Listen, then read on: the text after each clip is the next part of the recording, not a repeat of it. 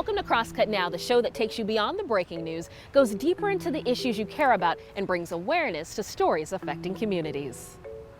In today's episode, we're wrapping up our final Fall Art segment with a Seattle author whose new novel follows one family through pivotal moments in Korean history.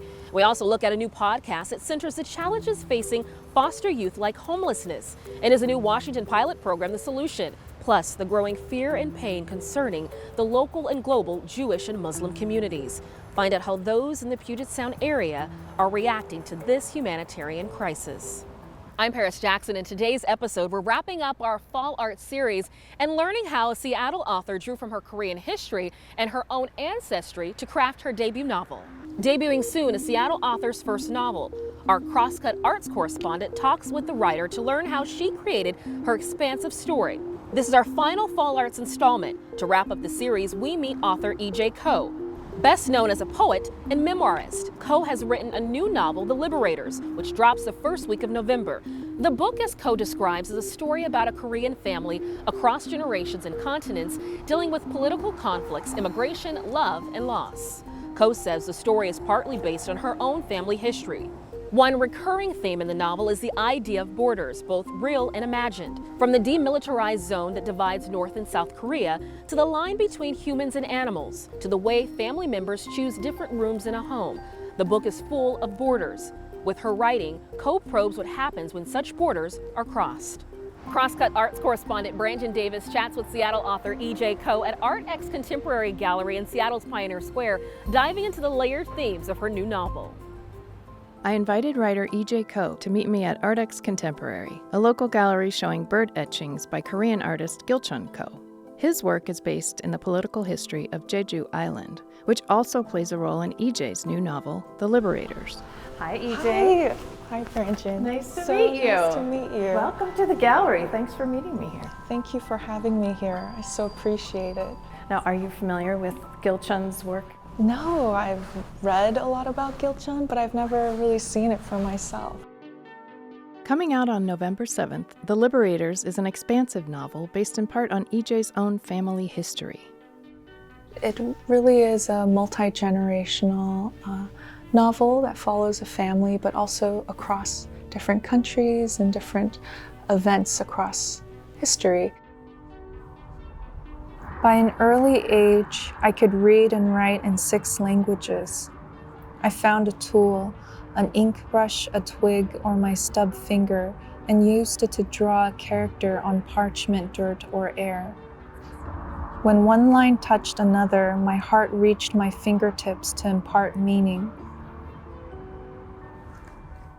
Tell me about the significance of writing without an implement.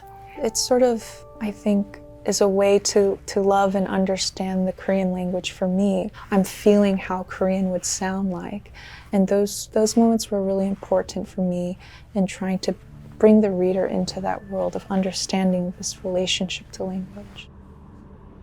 At 5, it was for pleasure that I left words all over town. On a tree, I carved tree. In the river, I spelled river in pebbles. On my mother's dress, I inked dress. At some point, my mother sent me down and didn't pick me up again. On my mother's grave, I wrote grave. And this piece here I was curious about because I remembered a red heron in your novel. Yes, yeah. Right? The heron was at the demilitarized zone. And it's just really interesting because that zone is a place of such wounding and pain and so militarized, one of the most militarized borders in the world. But it's also so vibrant with herons and wildlife and the trees and meadows and lakes because there's no one going there.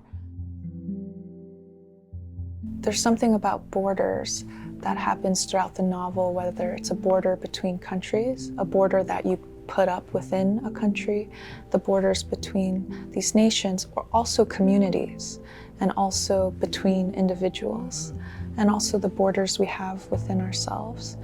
And I thought that was an interesting way to understand history across the lives of these characters. What are you hoping readers take out of the story?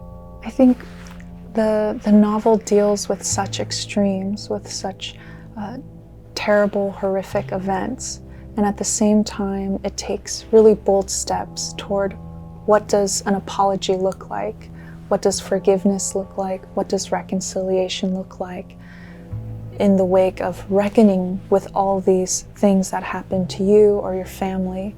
And I think that even to the very end we try to have a glimpse of what that future looks like. And I hope that there is a sense of hope for the reader who walks away from this and understanding that not to cut, divide, or erase from these difficult, dark pasts, but to take them on, to look at them deeply and closely as a reflection of ourselves, as a reflection of humanity being a braid of both destruction and reparation, and that that's something we need to see on both sides. Being the liberators, the perspective of not just the liberators, but the perpetrators, not just the prison guards, but the prisoners, and to see the whole picture of ourselves, and to decide and choose every moment going forward how we would like that to be.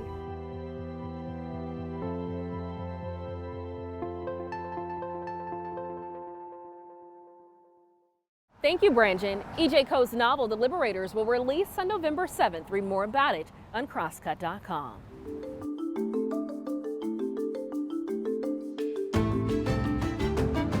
A foster youth advocate is now working to create a solution to help youth who age out of state systems. We explore how a new podcast is following the ups and downs of this Washington pilot program. According to a Washington state study, about 10% of youth exiting foster care are homeless after 3 months. And a new podcast follows how pilot programs launched in the past year may help youth transition out of state care. The Youth Today podcast is presented by a nonprofit of the same name, an independent news site, along with Crosscut. The 3-part series podcasts and articles look at how state funding is being spent to address youth homelessness. The first episode examines Daniel Lugo, who was in foster care and nearly aged out, and his current mission is to create a safety net for other young people leaving foster care or juvenile justice systems. Lugo, while working with the Washington State Legislature, created a $750,000 pilot program called Lifeline Washington, a resource youth can utilize for financial help as well as connect with services and funding for housing, food, and employment. The pilot is facing a number of challenges with the contractor overseeing it.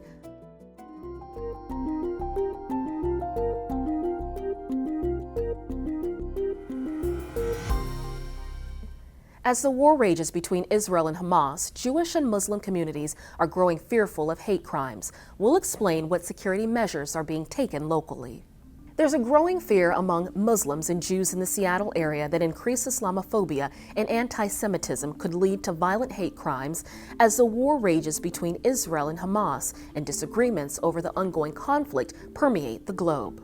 The Council on American Islamic Relations Washington chapter spokeswoman says it's very important to emphasize that all reasonable people want the violence to stop and that every human life has value, whether Palestinian or Israeli. Law enforcement agencies are aware of those concerns and say they are prepared to respond to ensure the safety and security for Jewish and Muslim communities as individuals exercise their First Amendment rights during demonstrations and rallies. Security concerns among Jewish residents in the Puget Sound and throughout the U.S. remain high. FBI hate crime statistics show attacks against both groups are among the most common. The Jewish community says it's increasing security around its synagogues and other buildings. I'm Paris Jackson. Thank you for watching Crosscut Now, your destination for nonprofit Northwest news. Go to crosscut.com for more.